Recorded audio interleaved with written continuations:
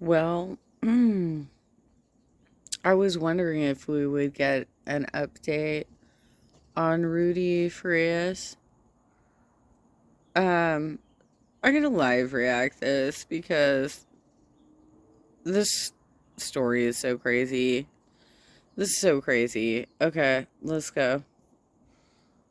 I would say that all of her exes live in Texas, but there's so many of them, they could be spread all Oh over the my USA at this god. point, okay? Today we're going to continue our discussion on the Rudy Farias mystery missing man case, and we're going to be specifically talking about his mother's sordid past and her marriages and how that aligns with possibly what's going on in the case today. Oh my god.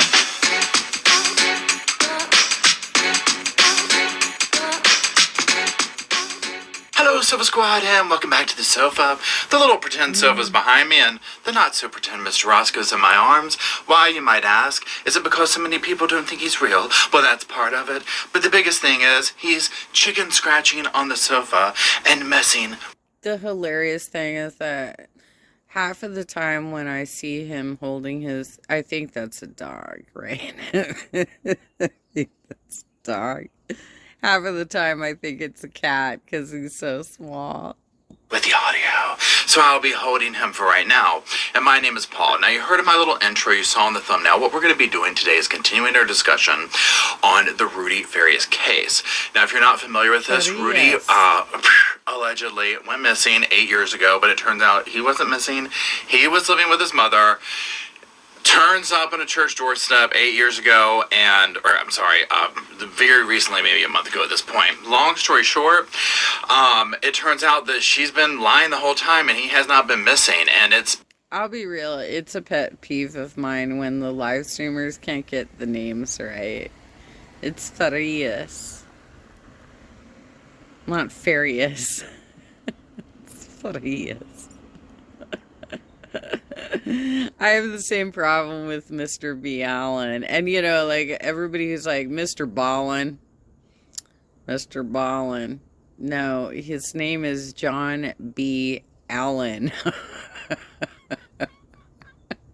Alright, let's go. been this crazy case left and right. So, there's this article I just read, is from Insider. And we'll get into like the writer and all that of it, but they did all this research on like her marriages and whatnot, and I'm reading through it and I was like, oh my god, this scam stuff has been going on for a while. It's very telling in many different ways. So what we're going to do today is review that for this video. Now how we'll do that is I've gone through and picked out like some snippets that I want to talk about specifically with this, as well as some court documents to reference, and we'll put them on screen. We'll talk about them, and I'll make commentary throughout. I've also linked the article down below if you don't want to hear my commentary and you just want to read the article and look at all the documents yourself. Go for it. And I'll put a link to this video so you can get all of that information. So that's what we'll do. So here we go. Let's dive on in. Now what we're going to do is the computer is this way right here, so I'm going to be looking at this as I go over these. I have put Roscoe back on the sofa. We'll see if he chicken scratches. Let's just see if he... No, he's laying down. It should be fine. It should be fine. If he starts to chicken scratch, we'll just deal with it. So let's look at the first little snippet now. So as I said before, this is from Insider Magazine, and the writers of this article are Laura Italanano and Jack Newsham. And the title of it is Rudy Farias' mom, Janie Santana, has taken 8 husbands, and I mean, we have to do this with this, right? To court to have called her a serial bigamist. I'm like, literally. By the way, okay, so I want you to do the math on that.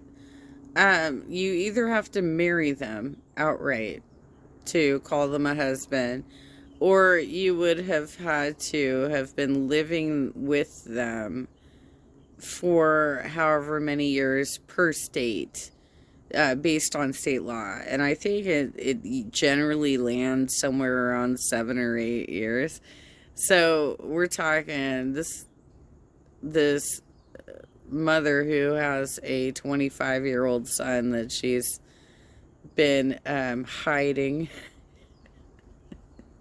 in her house, has somehow established 8 husbands, either through actually marrying them or common law marriage. Everything about this case, y'all, it doesn't matter what direction you go in. It's just like, what am I how help me? How does this happen? Okay, so let's go ahead and look at the first little screen snippet here of this. So, as the writer states, since her first wedding in '85, Santana has been in and out of family court, waging war on her many husbands. Exactly how many husbands remains unclear. But Santana, now 55, is claiming in court documents to have had 8 of them, and a string of legal, common law, and in one case, ultimately fictitious husbands stretching back to her first I do at age 17.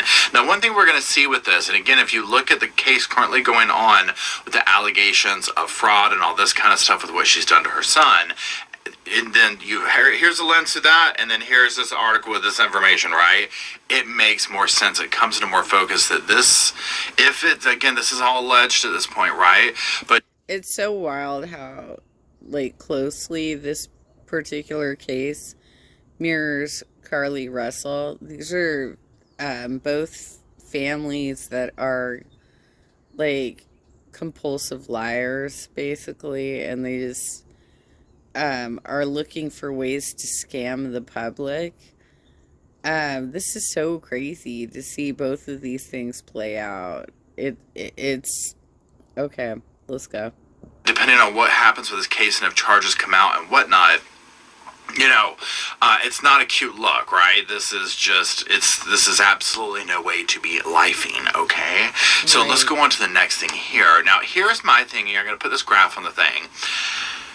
When we are at the point of having to do some graphs, some pie charts, to talk about and connect the dots of alleged marriages and stuff, we got an issue, okay? We have an issue right off the rip here, okay? Period, end of story, the fact that this is even a thing, okay? But you can look here and you can see where they've nicely organized this, and we'll actually go through like a little timeline where they're like boom, boom, boom, boom, boom. Hats off to these authors on this, y'all. They did an amazing job with this. But you see here, it just goes down here. You can pause to read and whatnot. So let's go ahead and move on to the next snippet here. Now, they write here, her marital battles have been ugly ones. Imagine that. Filled with cross accusations of adultery, cruelty, and fraud. And as they begged Texas judges to set them free, 2 of Santana's husbands, her 7th in this document and her 4th in this one, accused her of serial bigamy. Shocker. Now, here's what I've done. We're going to go through the article and then all that first, and then we're going to look at some of the documents afterward, because at first I was going to try and be like, well, let's go look at the document now, but it's a little bit tricky. So we're just going to look at the document. How does this girl have so much game? How does she have so much game, y'all? How is she, like, manipulating so many people? I don't even understand. Okay, just so we're all clear, bigamy is the act of going through a marriage ceremony while already married to another person. Okay, let's get back to the video. And then we're going to look at some of the documents afterward, because at first I was going to try and be like, well, let's go look at the document now, but it's a little bit tricky. So we're just going to look at the documents because we'll basically review all that's in there, but then you can see for yourself, okay? Wouldn't that be polygamy, though? I mean, I don't know. I guess it's bigamy, but okay. Hey, just settle down. Now let's go ahead on to that next one. And it says the 4th husband's allegations were substantially correct and proven by full and satisfactory evidence, a judge said, and voiding that common law marriage in this ruling from 2013. Who else called Santana a bigamist? Santana herself. In 2000, she referred to her own simultaneous 2nd and 3rd husbands. An overlap she described in this document as she to court to void that 3rd marriage. She said to court to avoid that 3rd marriage. So here's the thing. When they say if you tell the truth you have nothing to remember, or however that saying goes, this is, living proof right here, okay? Again, as you see, you can already look in this a little bit here. This is like scamming 101, okay? Whether she's scamming the system or people or whatever, it's insane the amount of effort she put into this. No. So it states here, so what happened to all those husbands? Well, over the years, judges have put asunder nearly all of Santana's 8 actual and claimed marriages. In the process of resolving what court documents appeared to show had been almost continual overlap. 2 of the marriages ended in divorce, 3 were voided or annulled by judge, and 1 marriage she claimed was her second from 97 to the owner of a Houston furniture store turns out to have been utter fiction. Again, not a shocker. Not a shocker, okay? So let's move on here. That's according to the Texas Marriage Index for 97 and Santana's own statement in the subsequent filing. I never had any kind of relationship with this woman, the second purported husband, Patrick Rocha, told Insider, let alone a marriage.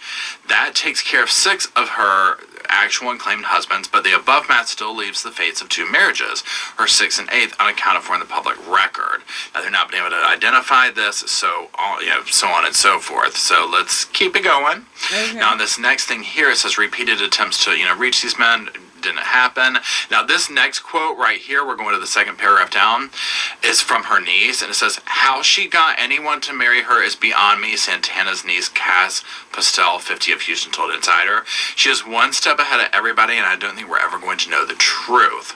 Now, here is one thing. So if you remember when all the interviews were going off and stuff, and basically you could tell, I'm saying this is my opinion, you could tell by some of the way the family members were talking, I was like, this is probably somebody who pulls enough stuff to where you don't know what to believe and what not to believe, and so this is almost like par for the course. Well, this person's sitting here saying, like, how she get anyone to marry her is beyond me. I mean, if it's all true, that, this comes out as proven that, yes, she is scamming like this hardcore, take the marriages out of it.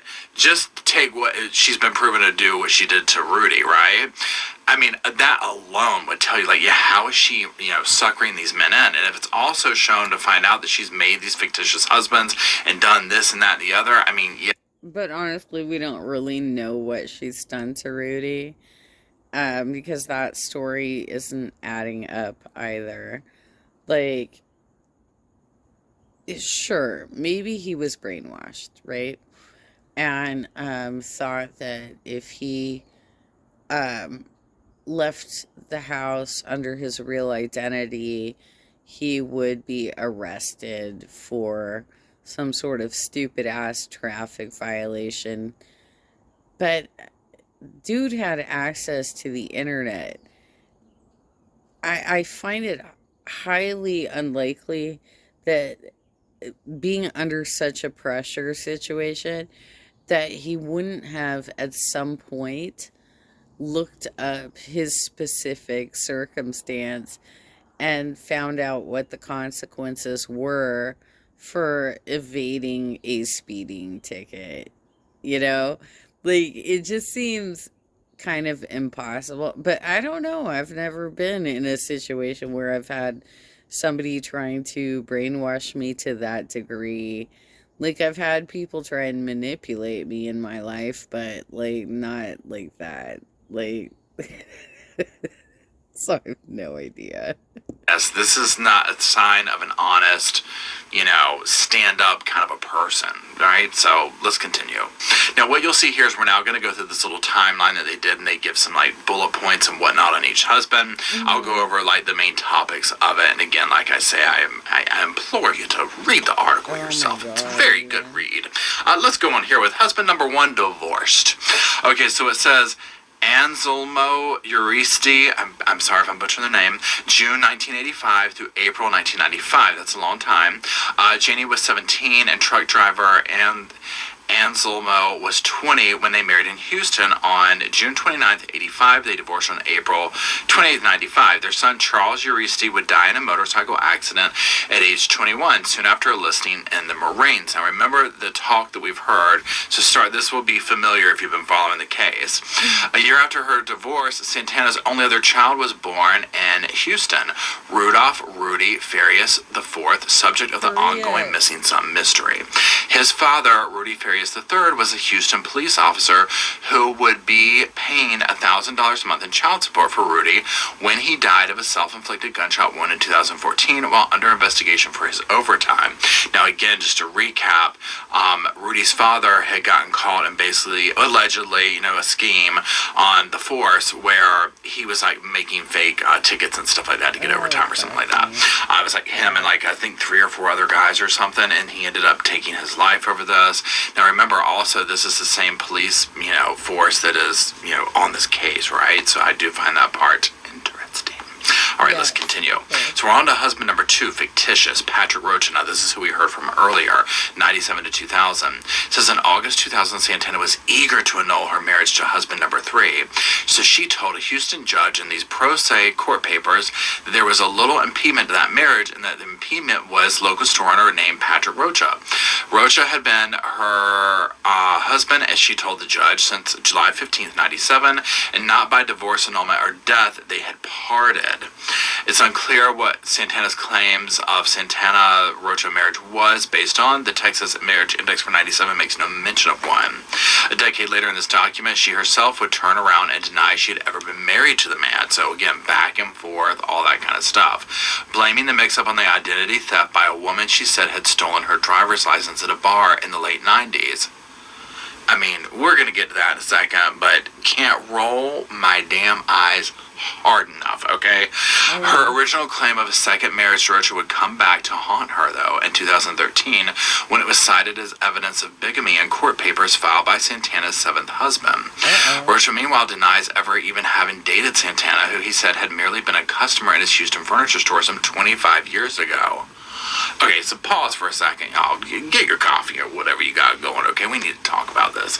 Okay, so we'll get more in detail about this. Well, yeah, I mean, like, I think most of us don't have a bunch of, like, outstanding claims of people trying to say that they were married to us.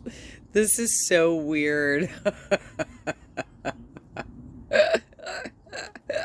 Seriously, like, oh, okay, I was never married to this guy. I don't even barely know him. He was just a client of mine. Oh, identity theft thing, right? I mean, have you ever... Here's my thing. Go get a job. Go get a job. McDonald's is hiring. Damn Sunday machine never works. They need people on that 24/7 to keep it going and cleaning it. That's allegedly what they're doing all the time. This is like, go get a job. This is more work than a 9 to 5. I mean, the amount of lie after lie and manipulation after manipulation. Again, if this is all true, right? I do not know this. I was not there, okay? So there's that. This could all be a false narrative, right? I mean, I'm not, the end all be all by any means. I'm just on YouTube, for God's sake, right? So there's that. But saying that, all of the evidence that we've seen so far, it ain't looking good, okay? It's all kind of lining up to where this is on brand, as one might say. So let's keep going. We'll get more into some of these details here in a little bit. Now, husband number 3, we're on to annulled. This is John Paul Gonzalez, August 98 to February 2001. Honestly, I'm going to say they're short, but I'm surprised they lasted this long. So it says second marriage did come in handy, though, when Santana went back to court to ditch her next marriage to John Paul Gonzalez. A year after Santana's sworn 2000 claim that she had said I do to Gonzalez without first having said I don't to Rocha, a judge approved the annulment she sought. It was awarded on February 22nd to Janie Santana Farias. And again, look at how much time. I mean, look at how much time you spend in court doing this. Exhausting. Think about a normal, and I don't like using the word normal, just think about a balanced person with stuff to do, basic stuff. You don't have time for all this. This is insane. This is chaos, right? And this is not to shame somebody who's gotten married multiple times or anything like that. That's, if you're out there trying to find your person, you go do you, boo. You know what I mean? Mm-hmm. This is making a living. This is scheming. This is plotting. This is that. This is something totally different, right? So that's why I'm just being critical of it. Because I don't view it as like, oh, she just couldn't find the one. You know what I mean? It just doesn't feel like that to me at all. And especially when we see what happened to Rudy, or is happening to Rudy, I should say, it just seems like on Brandon, she just moved a lot of this toxicity over to him. So let's continue. So it says husband number 4 voided. This was Roberto Larios circa 99 through 2013. It says Roberto first appears on Santana's marital docket in 2010 when he filed a ponderously titled Petition for Declaratory Judgment and Division of Jointly Owned Assets assets. I mean, what a nightmare I'm sure that was. He wanted his stuff back, in other words. I like the way the authors lay it out for us, right? In his petition, Luria swears that he and Santana were not married, but that she owed him money, including for his investment in an unsuccessful Santana sports bar. Can you imagine going into business with the drama that has come out? Imagine the scheming and scamming that would have gone on. Oh my God. Can you imagine a sports bar, nonetheless, where adult beverages are served? Not a good mix. Not a good mix. Oh, no, ma'am. No, ma'am. Let's continue. We're still on the same one here, the same marriage, talking about them, talking about also bringing Rudy into the situation. It says both she and Larios are his parents, she claimed, and demanding Larios and his estate after his death be ordered to make payments for the support of the child. At Harris County, Texas, a judge found there was indeed a common law Santana-Larios marriage. Larios notes in a doozy of a response filed in May 2011. In it, Larios accuses Santana of two sets of bigamy, one in the late 90s and the other in the early teens. He also accuses her of lying under oath when she testified that the actual bride at the wedding to Gonzalez, husband number 3, was an identity-thieving female relative. So there. Now let's continue here. Larios countered that the relative couldn't have impersonated Santana at the wedding because she was serving a 25-year jail sentence at the time. Okay, well that's settled. Right. In a later response of her own, Santana insisted again that she was not a bigamist. Rather, she claimed she was the victim of not just one, but two identity thieves. This is 100%. If you've dealt, and I'm not trying to say you're diagnosed as a narcissist, because I don't know, for God's sakes, right?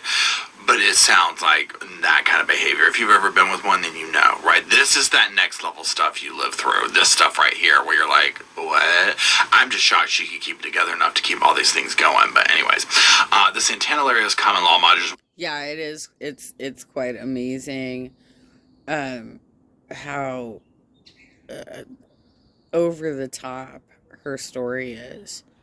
Because, I mean, yes, identity theft happens, but usually what happens to us is like our credit card is stolen or something like that.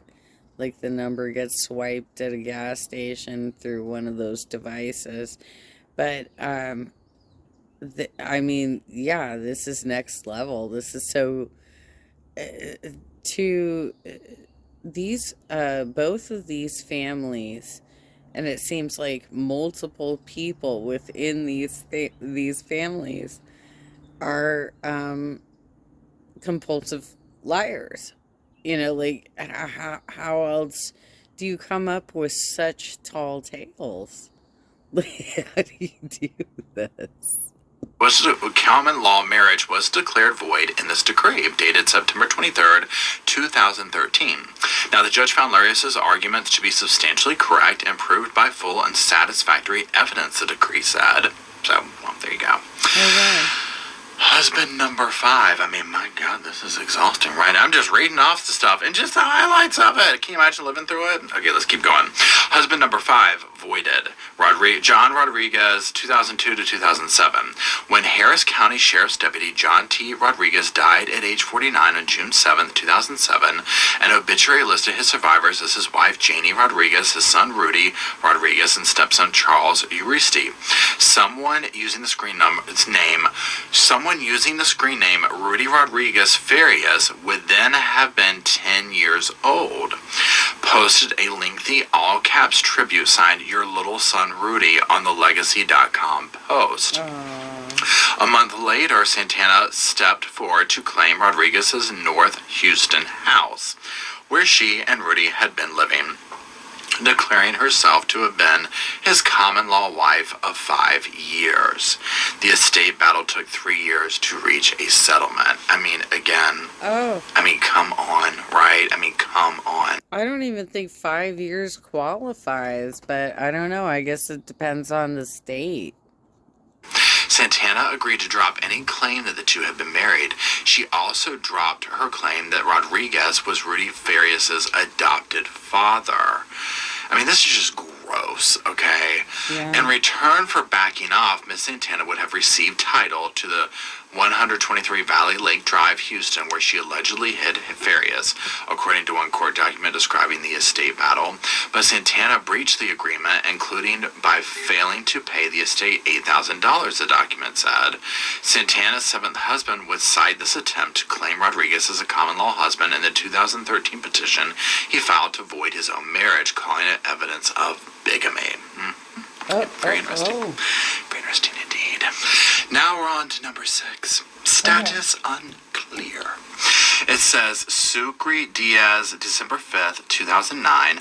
Public records show that on December 5th, 2009, Diaz, 48, married Janie Santana Rodriguez, 41, in Harris County, Texas. Yes, Santana was still using the legal name Rodriguez, despite agreeing to no longer claim he was her common-law husband. The status of this marriage is unclear. Insider could find no... He took her name? Oh my goodness. He took her name. Okay. All right. Record of Diaz Santana divorce in any of the jurisdictions where it would need to be filed, including in the 3 counties in Florida where Diaz has lived, or in 1 county, Harris, Texas, where Santana has lived. They can't reach them, and the 6th Santana marriage is also mentioned as evidence of bigamy in the 7th husband's 2013 petition to void his own marriage. Let's continue on. Number 7, divorced. Gilbert Queros, I hope I'm saying that right. We're just going to go with Gilbert so I don't butcher his name.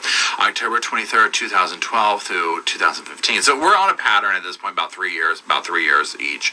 It was just 10 days short of his first wedding anniversary that an Arizona Air National Guardsman named Gilbert sued to void what he called his purported marriage to Santana. The marriage is void, he argued, due to the overlapping of Santana's marriages to 5 other men, and he lists them all off. The court battle between Santana and Queros would last some 2 years. At one point, Santana swore under oath in an affidavit that Queros had used sex to trick her into thinking the relationship was still on, so that I would give him money to pay his debts, which he constantly held over my head. Oh my God. I mean, really? I mean, seriously? I don't know if I buy all that, but we'll see. Again, I wasn't there. But again, for me, I'm reading through this, and it's all exhausting. Now, let's just continue on with this one. It says, the entire time he was telling me lies, he was cavorting with another woman, Santana claimed. Oh, but always with the types... It's not okay for you to do what they're doing 10 times fold. Like, they're probably doing it times 100. If you even think about looking at somebody, they're going to freak out, right? Now, most likely, also what's going on here is, if this is all true and whatnot, she's going to do anything she can and throw anything she can at the wall to get what she wants, right? So whether he was doing this or not, she probably would still claim he was. So let's continue here. It says, after November 4, 2014, default judgment in his favor, Santana asked for a do-over, explaining that she'd missed the trial because she hadn't been told the date. When her request for a retrial was denied, she sued him for a divorce and continued flinging mud. She accused him of extreme cruelty, adultery, and demanded a disproportionate share of the party's estate because she claimed the breakup was his fault. I mean, come on, y'all. Number 8, Robert Ortega. December 8th, 2015 through, just 9 months after reporting that her son Rudy Farias had vanished, an alleged ruse Houston police say she kept up for 8 years, Santana walked down the aisle again. Imagine that. Imagine your son's missing. 9 months into it, you've had the chance to sit here and develop in a relationship worthy of marriage to somebody. She probably needs someone to control, but again, we now know that Rudy was with her the whole time, right? So anyways, her new husband was Robert Ortega, a longtime licensed pipe fitter from California. Ortega left a wife of 20 years for Santana. Seriously? Seriously. I say, seriously. According to a relative who asked to remain anonymous for fear of reprisals from other family members. It's unclear how they met, though Ortega does a lot of travel for work, the relative said. Santana's niece Postal told Insider that Ortega and Santana shared 2 houses, the North Houston house she inherited from Rodriguez and Ortega's own home in Humboldt, Texas. Very interesting. Now, what I like to do is just look at some of these documents and whatnot now, just to serve as some examples and whatnot of the things that we've gone over, but we're not going to review all of them, as this would be a huge, long, multi-faceted documentary of a video, and I don't want to put y'all through that. You can read them all down in the description of the link if you want to. So let's get into those now. So the first one is up here, is original petition to declare marriage void. This is between Gilbert, a suit to declare void of the marriage of Gilbert and Janie Santana. And I just want to kind of skip down here. You know, it says this first page, like, basically what's going on, right? So let's move on to the second page to talk about some of the nuts and bolts of it. So if you move down to the second little thing here where it says grounds, it says petitioner and respondent entered into a purported marriage on October 23rd by proxy. Petitioner is in the Air Force, is stationed in Tucson, Arizona. He was stationed there on the date of the marriage ceremony by proxy. The marriage license was issued in the name of the parties but was never returned to the Harris County clerk. It says the marriage is void and of no effect under the provisions, and it gives that. And it also says under the Texas Family Code, because respondent was already legally married in a party to other purported marriages as set out in more detail below, the respondent is currently legally married to at least one of the below described individuals. Now, we'll go into these things down here, and I mean, you see all these receipts that they come back with, right? It's just like, my God, I mean, can you imagine being a judge and getting this, but then also, say it happened one time, right? Which would still be a little light suspect, right? You'd be like, okay, that's kind of weird, but, you know, be careful out there, guys. By the time you see her coming back up in the court numerous times, and then the battling, weaponizing the court system, which to me is what this is. Yeah. I mean, it's like, oh my God, the amount of resources that are wasted, right? Yeah, and you know, there's people that do it in many, many ways. It's not always like what she's doing right here, but sometimes it's just being overly litigious and just suing people every time you have a disagreement, sending out cease and desists every time you're pissed off that somebody's saying something negative about you. Like, that's just not realistic. The longer you live, the more likely somebody's gonna get pissed at you and they're gonna say something stupid about you. And, you know, you can't litigate every single one of those claims. And I know somebody exactly like that who was trying to litigate something like 4 or 5 different fucking lawsuits last year because he just can't get along with anybody. And so clearly the problem is with him and not with these other organizations and people.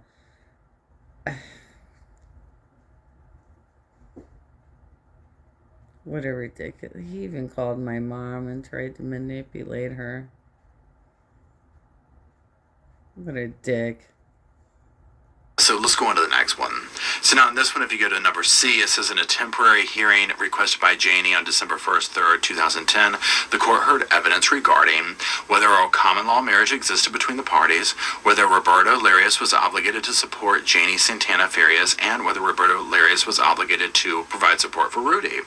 At the conclusion of the temporary hearing, based in part upon the false testimony of Janie, that she was never married to John Paul Gonzalez, but her sister had stolen and assumed her identity and married John Paul Gonzalez. The court found that Roberto Larios and Janie Santana Farias were married. I mean, my God. So this isn't just like some random, you know, identity theft. This is, you're saying your sister did it. I mean, is there no low, right? You know, or floor for her low? I don't think so. Okay, so as you see some of these samples given here and whatnot, where it goes in and you get some of these more details like the sister and whatnot, it's just, you know, oh my God. So here's what I took from all of this. And again, I'll say it 100 times in this video. You know, this is all alleged right now. This has not gone through court. We don't know if charges are going to be filed or what's going to happen. Now, as you can see right now, it has fallen off the radar, and I do believe that Rudy's mom is like, thank you, Carly Russell, for taking the spotlight off me, okay? Because, I mean, come on, it's like scam after scam after scam, right? But what I think that this shows is a history of using scenarios, family members, and when I say family, like I'm talking, marriages, stuff like that, not blood, but also blood, to pull scams and just hustle and bustle and work people over and steal and all that kind of stuff. We'll see what happens if charges are brought and she is found guilty of any of this stuff. I just think it's sad to see this, and it shines some more light on what I think probably took place with Rudy, which I do think he was exploited by her in some fashion or degree.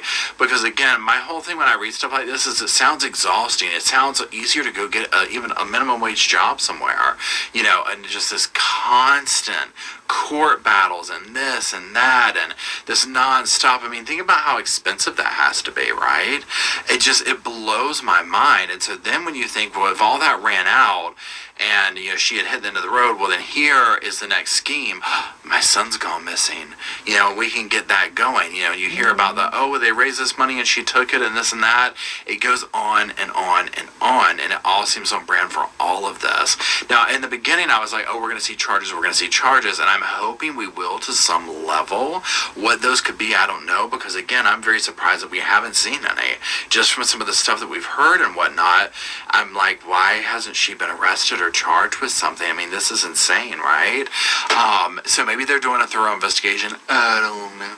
But hopefully she can be brought to justice, because I just feel like she'll continue to keep doing this. But it also sounds like she's somewhat good at doing this type of stuff, judging from what some of her family members have said and whatnot. So let me know what you think down in the comment sections. And if you are still watching, I greatly appreciate it.